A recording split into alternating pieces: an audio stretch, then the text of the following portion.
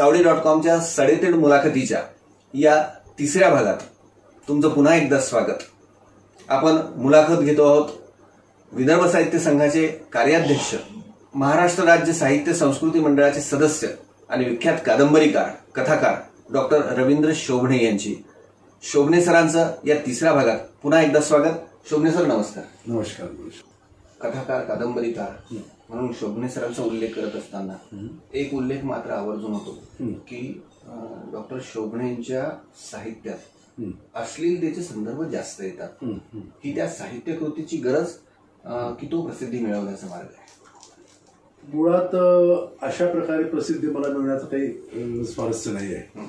काय होतं की आता काही कादंबऱ्यांमध्ये निश्चितपणे ते येतं, तर ही त्या कादंबरीची किंवा त्या कथेची मुळात गरज आहे असं मला वाटतं। कदाचित इतरांना ती वाटू न वाटू, आणि मीच काही इतरांच्या बाकी ज्या कादंबऱ्या आहेत म्हणजे अश्लीलतेचे खटले चालणाऱ्या सुद्धा अनेक कादंबऱ्या होत्या।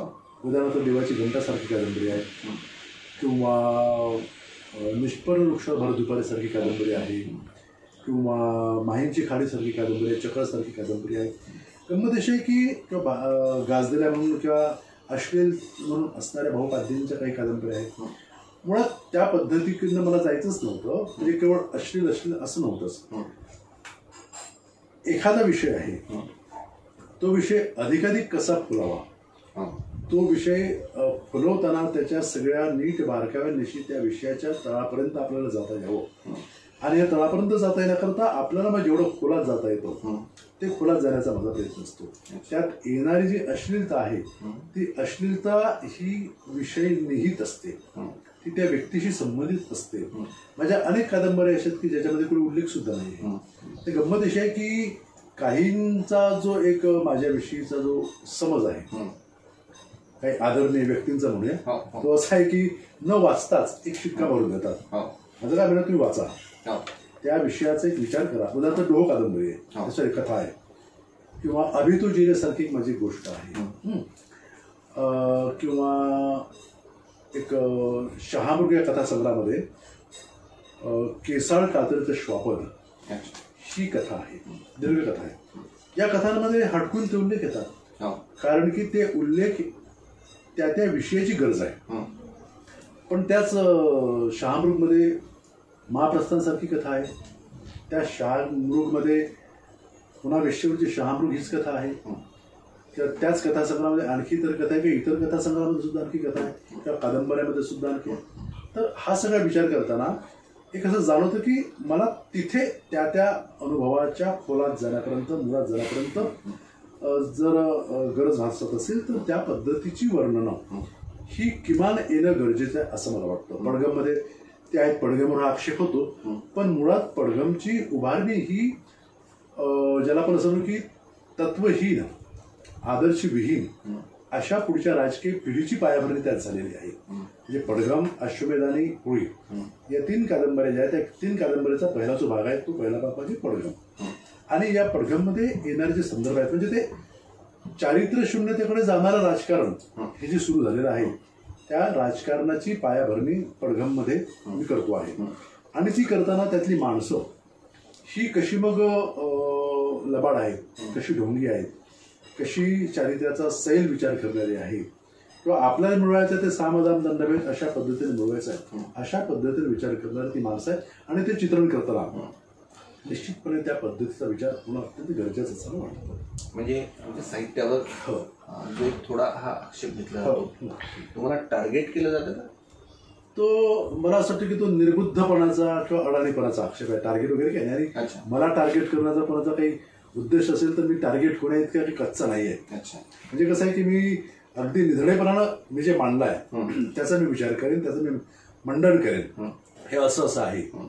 आणि जर अश्लीलतेचाच विचार केला तर महाभारत तर सगळ्यात अश्लील आहे। भारतीय पातळीचं साहित्य जे आहे महाभारत, फक्त ते धार्मिकतेच्या आणि सोकॉल्ड आवरणामध्ये ते झाकलं गेलेलं आहे।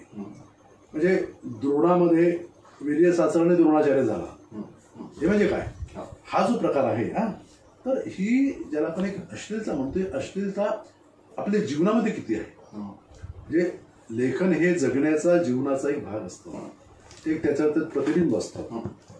तुमच्या जगण्याचे सगळे आयाम तुम्ही साहित्यामध्ये मांडणं अत्यंत गरजेचं आहे. जोपर्यंत तुम्ही सगळे आयाम अतिशय निर्भीलपणे, अतिशय स्पष्टपणे, अतिशय ज्याला आपण काय म्हणतो की तन्मयतेनं मांडू शकत नाही, तोपर्यंत तुम्ही त्या अनुभवाला न्याय देऊ शकत नाही, अशी माझी भूमिका आहे. त्यामुळं मी अश्लीलता कधी विचारच करत नाही. जे मांडायचं ते थेटपणे मांडतो आणि त्यातून कुणी आक्षेप घेतला किंवा कोणी माझ्यावर टीका केली तर त्याचा मी कधी विचार सुद्धा करत नाही, कारण की मी त्याच्या पलीकडे गेलेलो आहे. आणि साहित्यांतर्गत अनुभवाचं विश्लेषण, आकलन हे मला या दृष्टीने अधिक महत्त्वाचं वाटतं. बरोबर. तुमची पडगम कादंबरी आहे सर, आणीबाणीवर असलेली कादंबरी. बरोबर. मग आणीबाणीवर असल्यामुळे त्याला एक आपोआपच वलय आहे, ते म्हणजे इंदिरा गांधींचा विरोध. बरोबर आहे. आणीबाणीचा. आणि तुमच्याकडून ही कादंबरी कुणीतरी लिहून घेतली का असं होऊ शकतं, किंवा हा विषय हाताळलेला नाही, मराठी साहित्यात आलेलं नाही. बरोबर. तर यावर तुम्ही कादंबरी लिहा, म्हणजे असं कुणी सांगितलं की तुम्ही ती ठरवून लिहिलेली कादंबरी आहे की आजपर्यंत आणीबाणी या विषयावर मराठीत सर्वोत्तम अशी कादंबरी लिहिली गेलेली नाहीये, निर्मिती झालेली नाहीये, म्हणून आपण कादंबरी लिहायची आहे, काय हेतू होता? तुमच्या या प्रश्नातला उत्तरार्ध हे त्याचं उत्तर आहे. मुळात एखाद्या प्रकाशकानं एखादा विषय देऊन मी कादंबरी लिहावं अशी माझी मुळात धारणा किंवा अशी माझी प्रवृत्ती नाहीये. मला जो विषय भावतो तो विषय घेऊनच मी लेखन करतो. म्हणजे उत्तराने दिल्यानंतर मला त्या प्रकाशकाने एक ऐतिहासिक कादंबरीचा विषय सुचवला होता. जे बंगालची जी प्लासीची लढाई जी झाली होती त्या प्लासीच्या लढाईवर सिराजुद्दौला वगैरे, तर त्यावर ही कादंबरी तुम्ही लिहावी, अशी कादंबरी मराठीत नाही, अशा प्रकारचा त्यांचं प्रपोजल होतं मला. पण ते मी फारसं मनावर घेतलं नाही. पण उत्तरायण लिहिल्यानंतर कादंबरी या वाङ्मय प्रकाराविषयी मी अधिक सजग झालो आणि मला असं वाटायला लागलं की काहीतरी वेगळं, काहीतरी चांगलं जे मराठीत अद्याप आलेलं नाही आहे असं आपण लिहावं. आणि या लेखनाच्या निमित्तानं जेव्हा मी विचार करायला लागलो तेव्हा मला 1975 आणि 75च्या पुढचा कालखंड दिसायला लागला.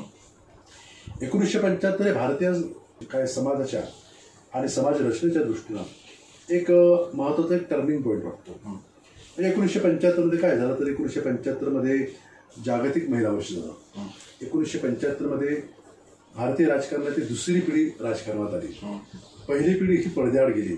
पहिली जी तत्वनिष्ठ पिढी होती, तत्वनिष्ठ आदर्शवादी, ह्या तत्वनिष्ठ आदर्शवादी पिढीच्या नंतर येणारी त्यांची जी दुसरी पिढी होती ही बरीचशी व्यावहारिक, राजकारणाला उपयोजिता मानणारी आणि राजकारणातून काहीतरी कमावू पाहणारी, देशसेवा, देशप्रेम ह्या गोष्टी बाजूला झाल्या. हा एक हे परिप्रेक्ष्य मला दिसायला लागलं. आणि या परिप्रेक्ष्याची सुरुवात 75 पासून होत होती, की आणीबाणी लागल्यापासून. मुळात मी असं म्हणेन की भारतीय राजकारणामध्ये जी घराणेशाही आली ही घराणेशाहीच मुळात आणीबाणीपासून आली. आणि मग हा विषय मला घ्यायचा होता आणि तो मी जेव्हा विचार करायला लागलो तेव्हा तिथून तर 2000 पर्यंत असा एक मोठा कालखंड मी घ्यावा असं एक डोक्यात होतं. आणि प्रत्यक्षात माझ्या लेखनाला सुरुवात केली तेव्हा आणीबाणी आणि आणीबाणीच्या संदर्भातला जो कालखंड आहे त्या कालखंडाचंच लेखन करताना आणि त्यातल्या घटनांचा विचार करताना ती कादंबरी साधारणतः 300-350 पानापर्यंत गेली. आणि पुढचा कालखंड अजून होताच.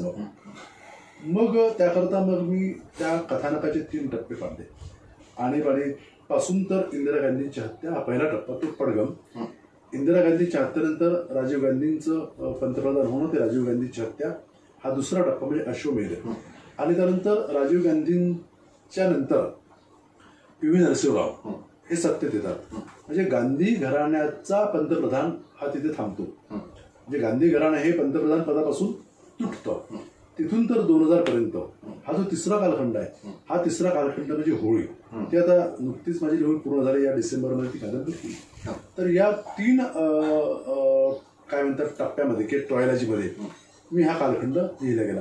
आणि यावेळेला सुद्धा पण तुम्ही म्हणतात तसंच की आणीबाणीच्या अनुषंगानं विचार करताना आणीबाणीवर किती कादंबऱ्या लिहिल्या गेल्या किंवा आणीबाणीचं चित्रण आणि आणीबाणीनं प्रभावित झालेल्या समाजातील माणसांचे चित्र मराठी कादंबरीत किती आला, हा जेव्हा जेव्हा मी विचार करायला लागलो तेव्हा ते चित्रण अल्पांशानं आलेलं किंवा फार वरवरचं आलेलं असं मला दिसतं. दिवे गेलेले दिवस ही पठाराची कादंबरी आहे. आणीबाणीच्या संदर्भात एका सीमित अशा वर्तुळातील ती कादंबरी आहे. किंवा संधिकाल नावाची कादंबरी आहे मधु मंगेश कर्णिकांची, त्यामध्ये शेवटी उल्लेख येतो तो असाच एक ओझरता येतो किंवा कमी आहे. त्या ताम्रपटमध्ये सुद्धा उल्लेख येतो तो थोडक्यातच आहे. किंवा तो ताम्रपट ही मुळातच आणीबाणीवरची कादंबरीच नव्हे तर ती 1942 पासूनचा तो आलेख करतात ती मांडली गेलेली कादंबरी आहे. तर हे सगळं जेव्हा मी पाहिलं तेव्हा आणीबाणी आणि आणीबाणीनं एकूणच होणारे त्याचे किंवा ज्याला चांगले वाईट परिणाम, हे चांगले वाईट परिणाम मला दिसायला लागले. आणि मग या अंगानं मी आणीबाणीचा एक संबंध असा एक पट आणि आणीबाणी नंतरच्या कालखंडाचा एक पट मांडण्याचा प्रयत्न केला आणि तो बऱ्यापैकी मी पेललेला असं मला वाटतं. बरोबर आहे सर. आणीबाणीवर तुम्ही लिहिलंय, आता तुम्ही होळीपर्यंत आला, म्हणजे वर्तमान राजकीय परिस्थितीपर्यंत तुम्ही कुठलाही साहित्यिक लेखक इतकं सडेतोडपणे जे मुख्य प्रश्न असतात त्यावर भाष्य करत नाही किंवा एखादी साहित्यकृती निर्माण करत नाही, ओझरता उल्लेख करतात असं तुमच्या बोलण्यातून ते जाणवलं.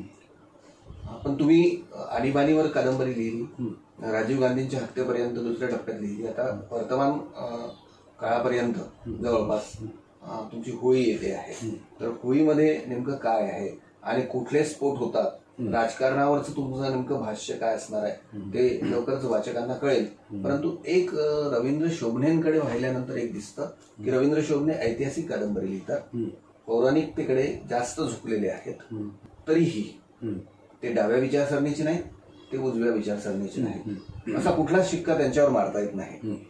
नेमकं हा रवींद्र शोभणेचा चाणाक्षपणा आहे की रवींद्र शोभणे जे वाटलं ते लिहितात आणि मोकळे होतात? तुम्ही तुमचा विचार करत.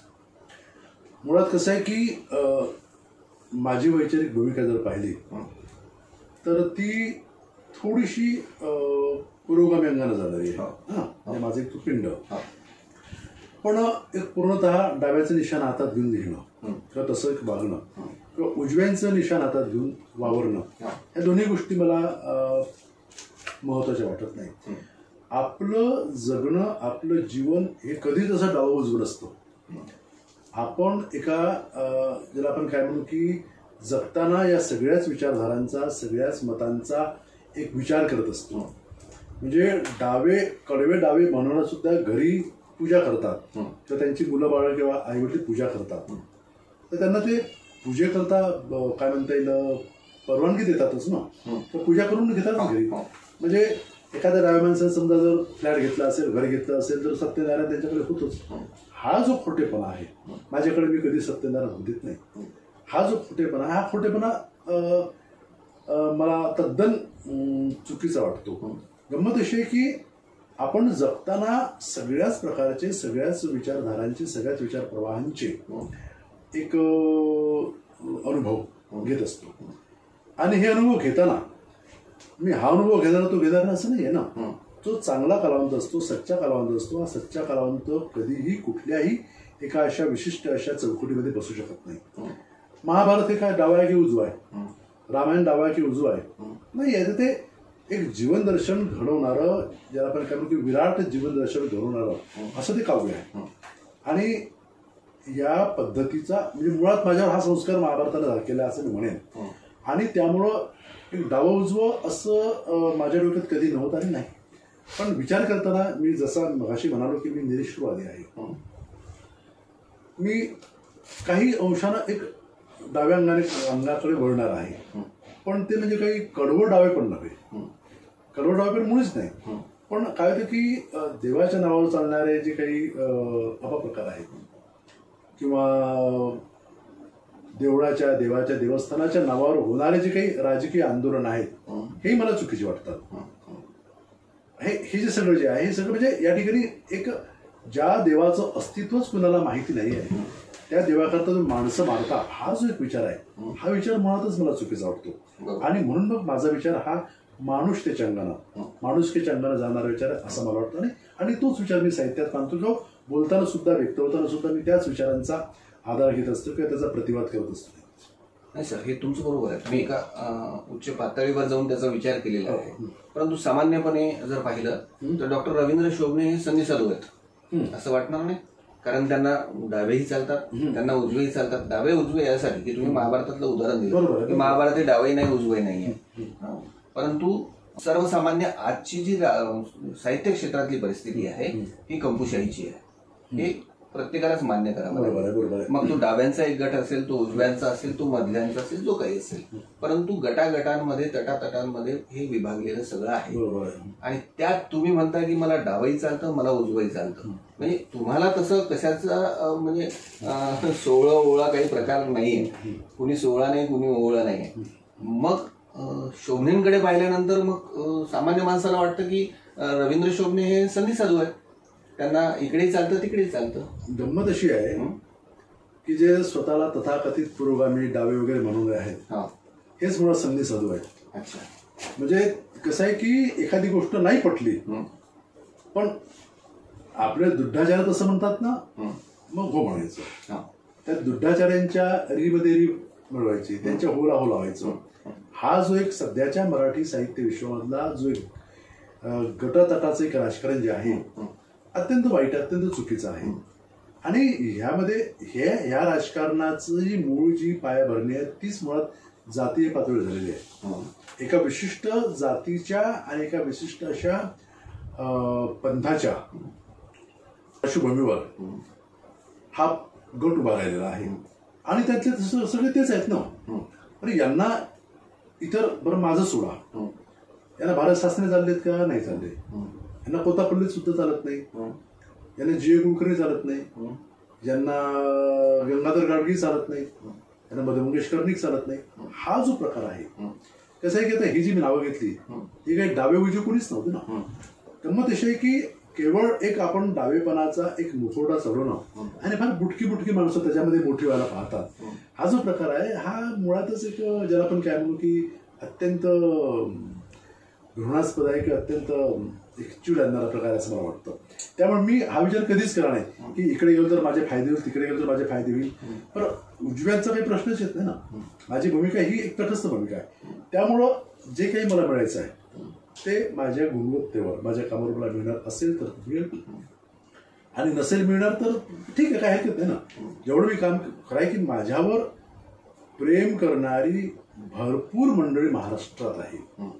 म्हणजे माझा ज्याला आपण काय म्हणू की विद्वेष करणारी जेवढी आहे त्याच्या कितीतरी पटाने प्रेम करणारी मंडळी आहे. अत्यंत खूप पटीने माझ्यावर प्रेम करत दररोज मला कुठले तरी फोन येतात, कुठेतरी पत्र येतं, काही. आणि ही जी आहे ही माणसं फार महत्वाची आहे. आता एक पुस्तक लिहिल्याने आपण विचारवंत झालो असं म्हणवणाऱ्यांनी माझ्या पुस्तकावर लिहिणं किंवा माझं प्लेसमेंट करणं हे काही मला तेवढं गरजेचं वाटत नाही. त्यामुळे अशांना मी कधीच महत्व दिलं नाही. त्यामुळं डावा उजवा असा विचार करण्यापेक्षा एक जीवनविषयक समन्वयवादी, एक संतुलनात्मक असा विचार करणारा एक लेखक, त्या पद्धतीनं एक साहित्याकडे पाहणारा लेखक ही माझी अतिशय महत्वाची एक धारणा आहे. आणि त्यामुळं म्हणजे मला उजव्यांचे किंवा डाव्यांचे कुठले पुरस्कारांची किंवा ज्याला आपण काय म्हणतो की तरफदारीची गरज वाटत नाही आहे. ते माझं आहे. हे म्हणजे माझ्या अनेक लेखनांमधून तुम्हाला असं जाणवेल की हा जो माणूस विचार मांडतो हा विचार शेवटी माणसाचं जगणं उन्नत करणारा विचार मांडतोय आणि ते जास्त महत्वाचं आहे. म्हणजे अनेक डावे आले आणि गेले काय, त्यामुळे तो भागच नाही. मग तसे की हा विचार करताना तुम्ही एक निरीक्षपणे तुमच्या जगण्याकडे पहा आणि जगण्याकडे पाहताना त्या विषयीचा एक तुमचा एक स्वतंत्र एक दृष्टिकोन असणं गरजेचं आहे. तो दृष्टिकोन तुमच्या साहित्यातून व्यतीत होत असेल तर तुम्ही डावे किंवा उजवे हा प्रश्नच येत नाही असं मला वाटतं.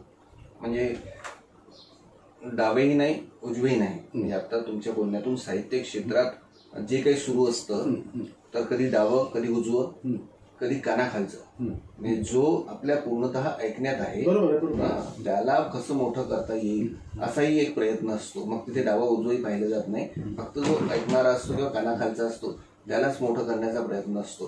पण ती तुम्ही तटस्थता ठेवलेली आहे.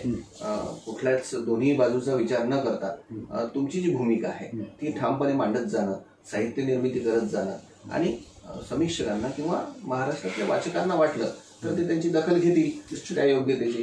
म्हणजे हा प्रश्न तुम्ही सरळ सरळ वाचकांवर सोडलेला आहे आणि वाचकांनी त्याला योग्य तो प्रतिसाद दिलेला आहे.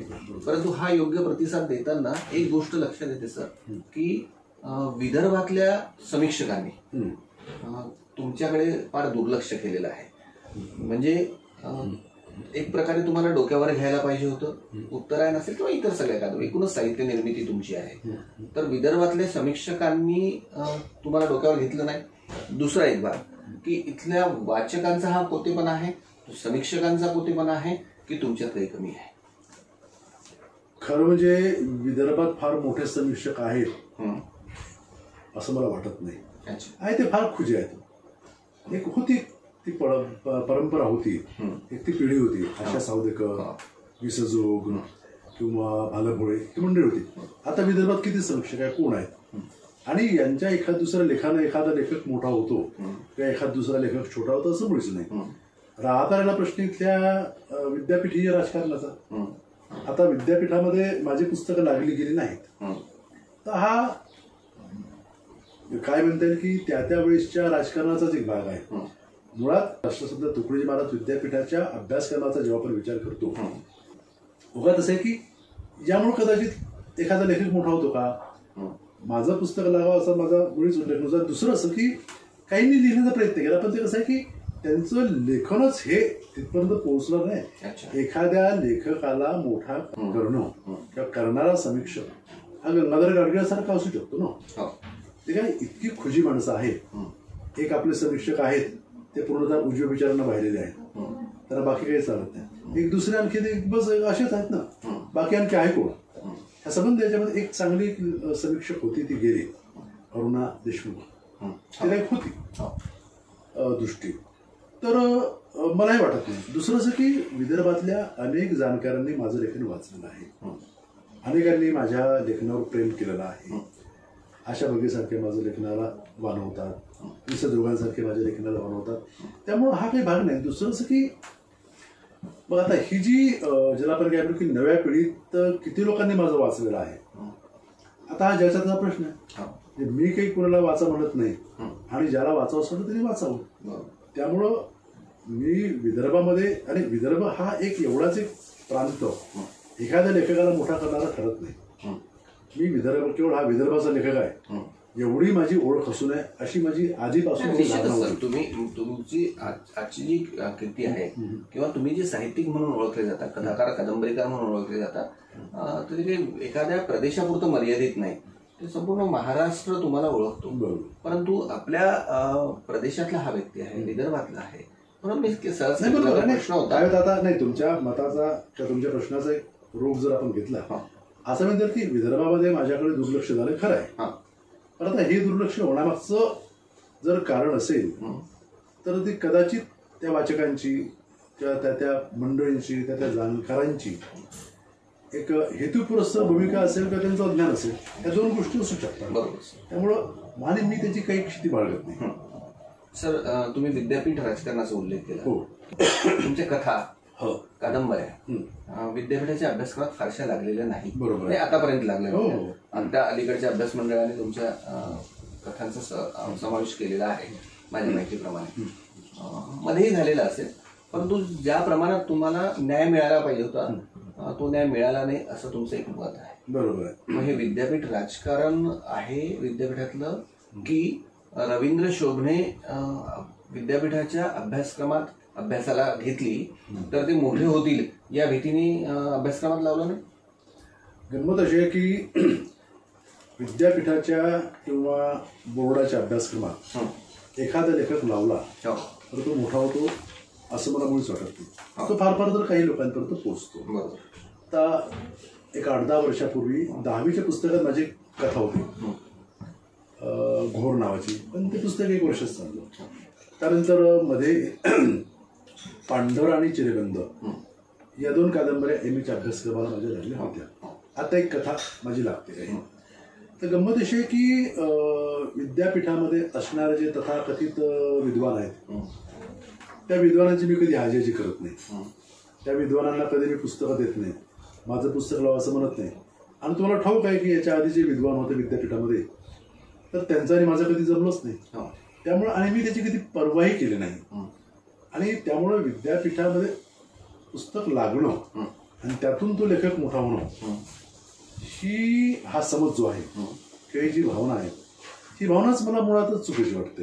काय होतं की आणि आणखी तुम्ही प्राध्यापकात मी होतो, एखादी कादंबरी अभ्यासक्रमाला लावली तर विद्यार्थी मुळात ती किती वाचतात किंवा त्याच्यावरचं गाईड काय वाचतात हा तुम्हाला मला माहिती आहे ना.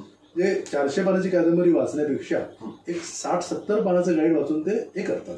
त्यामुळे एक वाचनाची परंपरा ही तशीही आता जी खंडित झालेली आहे ही होण्यामागचे अनेक कारण आहे. तो चर्चेचा वेगळा मुद्दा आहे. पण त्यामुळं विद्यापीठाच्या राजकारणामध्ये जे चालतं ते फार वाईट आहे. म्हणजे काय होतं की आज मराठीचा विद्यार्थी हा मराठी साहित्यापासून जो दुरावला आहे त्यामागचं कारण म्हणजे विद्यापीठाचं एक राजकारण सुद्धा आहे.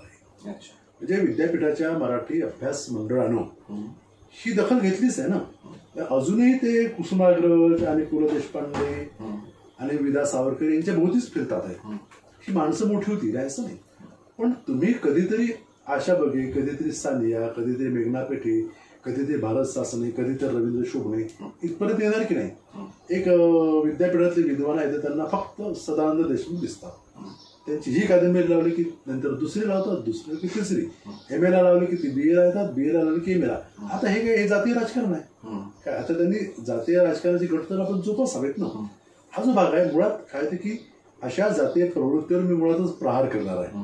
आणि धनवडे कॉलेजपासून मी तेच केलेलं आहे. त्यामुळं जी मंडळी ज्या विद्यापीठाच्या अभ्यास मंडळात सक्रिय होती त्या मंडळींनी व्यक्तिद्वेषापोटी मला दूर सारलं.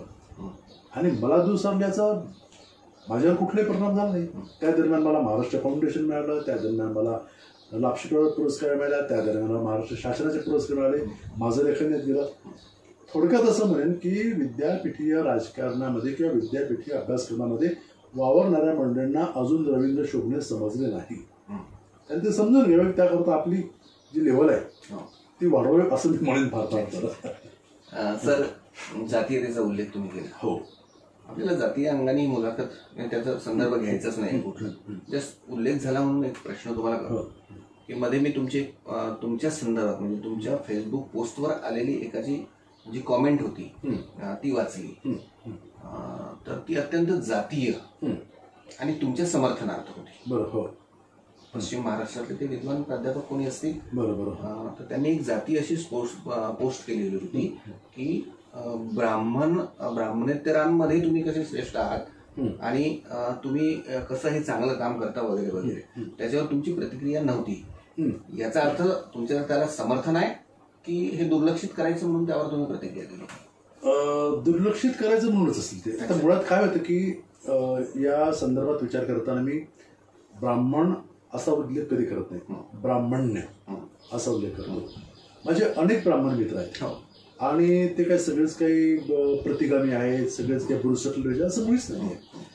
म्हणजे मुळात आपल्या महाराष्ट्रातली जी प्रबोधन परंपरा आहे तीच प्रबोधन परंपरा ब्राह्मणांनी सुरू केलेली आहे. आता की जातीय पातळीचा आपण विचार कधी करत नाही, मी तो करत नाही, तो करूही नाही. शेवटी माणूस असतो. पण ऑन द कॉन्ट्ररी याच वेळेला ब्राह्मणेतर अशा जातीय फळ्या निर्माण होऊन त्यांनी मराठी साहित्यामध्ये एक घट्ट असं एक गटबाजीचं राजकारण सुरू केलेलं आहे.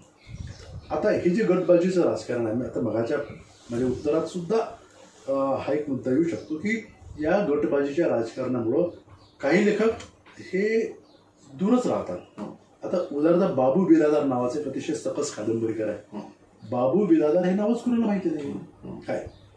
तर हा जो भाग आहे हा कसा आहे की विशिष्ट लोकांवर लिहिणं, विशिष्ट लोकांवर करणं. मग तो आपल्या जातीचा आहे का, त्या जातीवरच्या लेखकावर लिहा, मग त्याच्या साहित्यावर मग सेमिनार्स घ्या. हा जो प्रकार आहे हा प्रकार अतिशय निंदनीय प्रकार आहे. आणि अशा प्रकारे माणसं मोठी होतच नाही, शिवाय त्याचा उद्योग करणारे अधिक खुजे होतात, ती मोठी होत असते. कारण की त्यांचं म्हणजे मी जात व्यवस्था हा विचार लेखनाच्या संदर्भात समोर ठेवतो. कारण की जात व्यवस्था, समाज व्यवस्था हे मानणं हे त्या लेखकाचं काम आहे. ते केतकरांपासून ते करत आलो होतात. पण हा विचार म्हणता आपण जातीयवादी होणं हे देखील तेवढंच स्वतःला गुन्हेगार करणे इतपत आहे असं मला वाटतं. शोभणे सरांची सडेतोड उत्तरं आपण ऐकली. आपण पुन्हा भेटू सावडी.com च्या 4थ्या भागात. नमस्कार.